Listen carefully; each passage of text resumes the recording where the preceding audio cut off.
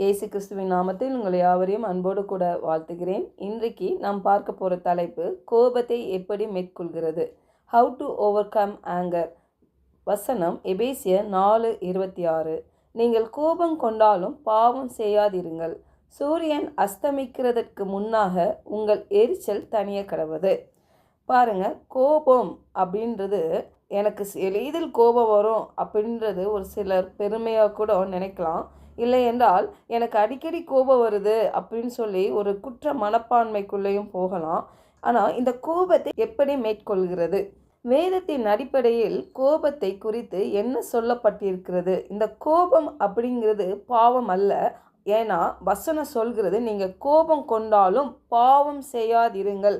கோபம் வரும்பொழுதெல்லாம் அந்த உணர்வுகளின் அடிப்படையில் நாம் மேற்கொள்ளுகின்ற செயல்களே பாவத்திற்கு வழிவகுக்கிறது.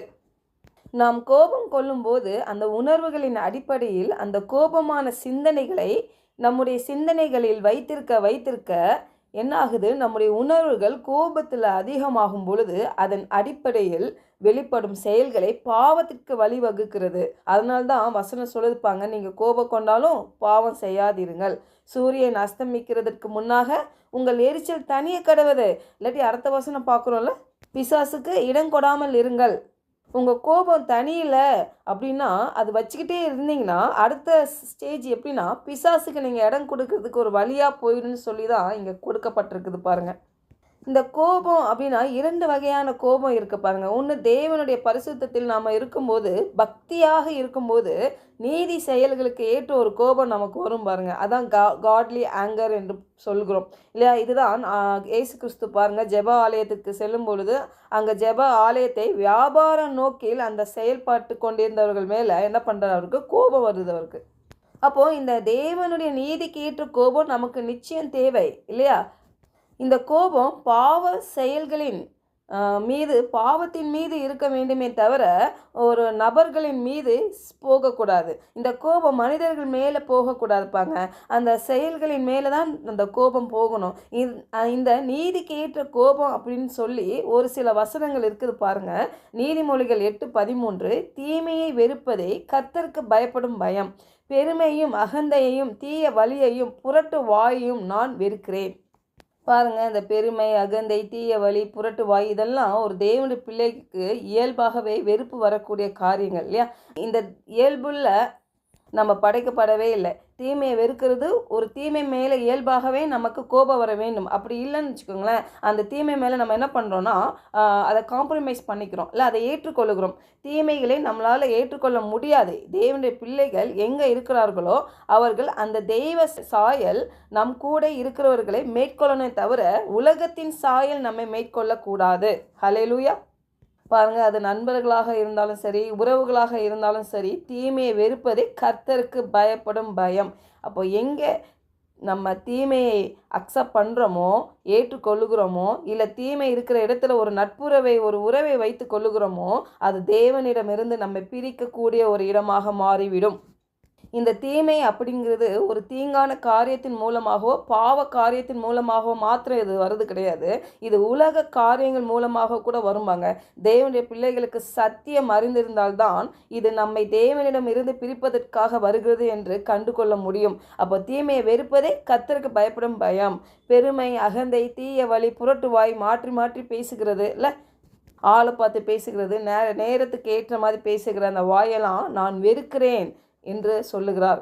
பாருங்கள், இன்னொரு வகையான கோபம் என்ன அப்படின்னா, நம்ம சுற்றி இருக்கிற உறவுகள், மனிதர்கள், நண்பர்கள், நம்ம பணி செய்கின்ற இடத்துல இருக்கலாம், வீட்டிலையாக இருக்கலாம், கணவன் மனைவி பிள்ளைகளாக இருக்கலாம், உறவுகளாக இருக்கலாம், நண்பர்களாக இருக்கலாம், சுற்றியுள்ள மனிதர்கள் மூலமாக அவங்க செய்கின்ற செயல்கள் மூலமாக பாருங்கள் அந்த நபர்களால் நாம் பாதிக்கப்பட்டிருக்கலாம். நம்மளை பற்றி தேவையில்லாத காரியங்கள் பேசும் பொழுது, இல்லாததை பேசும் பொழுது, நமக்கு கோபப்படுத்துகிற மாதிரியே எல்லாம் நடந்து கொள்ளும் பொழுது, நம்மை தவறாக பேசும் பொழுது இல்லை, நம்மளுக்கு உடனே கோபம் வரும். ஒருவேளை சில பேர் பாருங்கள், பொறாமையில், எரிச்சலில் கோவப்படுவாங்க. நமக்கே தெரியாது நம்ம என்ன பண்ணோன்னே தெரியல, ஏன் இவங்க இவ்வளோ நம்ம மேலே எரிச்சலாக இருக்காங்க, கோபமாக இருக்கிறாங்க அப்படின்னு நம்ம நினைப்போம். ஆனால் அப்படிலாம் நம்ம இது சந்திப்போம் பாருங்கள். இதை பார்த்துட்டு நம்மளுக்கு ஒரு கோவம் வரும் பாருங்களேன். தப்பே செய்யாமல் ஏதாவது ஒன்று சொல்லிட்டா எப்படி ஒரு கோவம் வரும் பாருங்கள் இல்லை. இப்போ இப்படிப்பட்ட கோபத்தை எப்படி மேற்கொள்ள வேண்டும்னா, யாக்கோபு 1:19, ஆகையால் என் பிரியமான சகோதரரே, யாவரும் கேட்கிறதற்கு தீவிரமாயும் பேசுகிறதற்கு பொறுமையாயும் கோபிக்கிறதற்கு தாமதமாய் இருக்க கடவர்கள். மனுஷனுடைய கோபம் தேவனுடைய நீதியை நடப்பிக்க மாட்டாதே. பாருங்க, அப்போ வசனத்துல கேட்கிறதற்கு தீவிரமாயும் பேசுகிறதற்கு பொறுமையாகவும் சத்தியம் சொல்லி தருகிறது. பாருங்களேன், ஒரு விஷயத்தை கேட்கறதுக்கு நம்ம எப்படி இருக்கணும் அப்படின்னா, வேகமாக இருக்கணுமா, தீவிரமாக இருக்கணுமா, பேசுகிறதுக்கு பொறுமையாக இருக்கணுமா, கோபிக்கிறதுக்கு தாமதமாக இருக்கணுமா. ஆனால் நாம் எப்படி இருக்கிறோம் அப்படின்னா, கோபிக்கிறதுக்கு விரைவாக இருக்கிறோம், பேசுகிறதுக்கு அதை விடவா விரைவாய் பேசுகிறோம், இல்லை கேட்கறதுக்கு தாமதமாக இருக்கிறோம். ஒரு காரியத்தில் நமக்கு கோபம் வருதுன்னா, நமக்கு எதிர்பாராத சில விஷயங்கள் நடக்கிறது நம்மளால் எடுத்துக்கொள்ள முடியல பாருங்க, ஏற்றுக்கொள்ள முடியல. இந்த இடத்துல தான் நமக்கு எதிராக இருக்கிறவர்கள் என்ன சொல்ல விரும்புகிறார்கள் என்பதை நம்ம கேட்கக்கூடிய பொறுமையே இல்லை.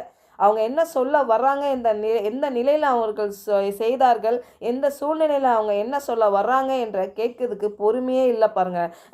நாம் அதிக விரைவாக பேச விரும்புகிறோம். அந்த கோபம் தான் அதை காட்டிலும் அதிகமாக வெளிப்படுகிறது. சத்தியத்துக்கு எதிர்ப்புறமாக நாம் வேலை செய்கிறோம் பாருங்க. மனுஷனுடைய கோபம் எளிமையாக சொல்லணும்னா, நம்முடைய கோபம் தேவன் செயல்படுவதை அங்கு தடுக்கிறது. தேவன் என்ன செய்ய வேண்டும் என்று விரும்புகிறாரோ அதை அந்த இடத்தில் தடுக்கிறோம். அதனால்தான் நீங்கள் கோபம் கொண்டாலும் பாவம் செய்யாதிருங்கள். சூரியன் அஸ்தமிக்கிறதுக்கு முன்பாக உங்களுடைய கோபம் தனிய கடவுது. உங்கள் கோபத்தின் மேல் நீங்கள் ஆளுகை செய்யுங்கள். உங்கள் கோபம் உங்களை ஆளுகை செய்யக்கூடாது. நீங்கள் அதை கட்டுப்பாட்டுக்குள் வைத்திருங்கள். அது உங்களை கட்டுப்பாடு செய்யக்கூடாது, உங்களை ஆதிக்கம் செய்யக்கூடாது. சத்தியம் சொல்லுகிறது பாருங்களேன். சில பேர்லாம் என்னுடைய லைஃப்பில் நான் பார்த்துருக்குறேன். ஒருத்தருக்கு மேலே கோபம், ஒரு தவறான படம் வந்துச்சு, அவங்க இருதயத்தில் வந்துச்சுன்னா அதை அவங்க மன்னிக்கவே மாட்டாங்க. அப்படியே வச்சுக்கிட்டே இருப்பாங்க இருதயத்தில்.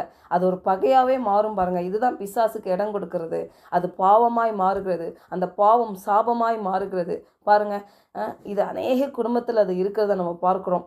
அதனால தான் கணவன் மனைவிக்குள்ளாக பிரிவினை வருகிறது பாருங்கள். ஏன்னா விட்டு கொடுக்கறது கிடையாது. அந்த கோபத்தில் பாருங்கள், அது தனியாமல் இருக்கிறதுனால அந்த இருதயத்தில் அந்த கோபம் வைத்துக்கொண்டு அந்த பர்டிகுலர் நபர் மேலே ஒரு பகையை பிசாசு கொண்டு வருகிறான், பிரிவினை கொண்டு வருகிறான். இப்படியாக குடும்பத்தை குலைத்து கொண்டு இருக்கிறான். யாருமே இந்த பூமியில் கோபமே படாமல் இருக்கவே முடியாது. கண்டிப்பாக கோபம் வரும். ஆனால் அந்த கோபம் தனிய வேண்டும். அந்த கோபம் உங்கள் இருதயத்தில் அதை விட்டு நீக்க வேண்டும். அது அப்படியே பகையாக வைத்திருக்காதீங்க. பிசாசுக்கு அதுக்கு இடம் கொடுக்குறீங்கன்னு அர்த்தம். ஜெபிக்கலாம். பரலோக தகப்பனே, இந்த காலை வேளையில் எங்களோடு நீர் இடைப்பட்டதுக்காக உமக்கு நன்றி செலுத்துகிறோம். அன்றைய இந்த கோபத்தை மேற்கொண்டு உங்கள் நாமத்தை மகிமைப்படுத்தும்படியாக நாங்கள் ஜெபிக்கிறோம் கர்த்தாவே. இப்போ அதை கேட்டுக்கொண்டிருக்கிற பிள்ளைகள் கோப உணர்விலிருந்து ஒரு விடுதலை உண்டாகட்டும். கோபம் கொண்டாலும் பாவம் செய்யாதபடி ஆண்டவரே அவங்களை காத்து கொள்ளும்படியாக பரிசுத்த ஆவியானவர் அவங்களுக்கு உதவி செய்வீராக. சூரியன் அஸ்தமிக்கிறதுக்கு முன்பாக அவங்களுக்குள்ளே இருக்கிற அந்த எரிச்சல், கோபம், வைராக்கியம் எல்லாம் தனியே கடட்டும் ஆண்டவரே. தனியே கடவுது என்று இயேசு நாமத்தினால ஜெபிக்கிறோம். ஆண்டவரே, பிசாசுக்கு இடம் கொடாமல் இருக்கும்படியாக ஆண்டவரே, இந்த கோபமான அந்த சுபாவங்கள் விட்டு நீங்கும்படியாக அந்த இரக்கத்தினால அன்புனால அப்பா சூழ்ந்து கொள்ளும்படியாக நாங்கள் ஜெபிக்கிறோம். அப்பா, நாங்கள் உம்முடைய சாயலில் உருவாக்கப்பட்ட பிள்ளைகள் ஆண்டவரே. உம்முடைய குணாதிசயங்கள் மட்டும் எங்களுக்குள்ளாக நிரம்பட்டும் ஆண்டவரே. அப்பா, பிசாசு கொண்டு வருகிற எல்லா குணாதிசயங்கள், தீங்கான குணாதிசயங்கள்லாம் எங்களை விட்டு விலகி போகும்படி இயேசுவின் நாமத்தினால ஜெபிக்கிறோம் நல்ல பிதாவே. ஆமென்.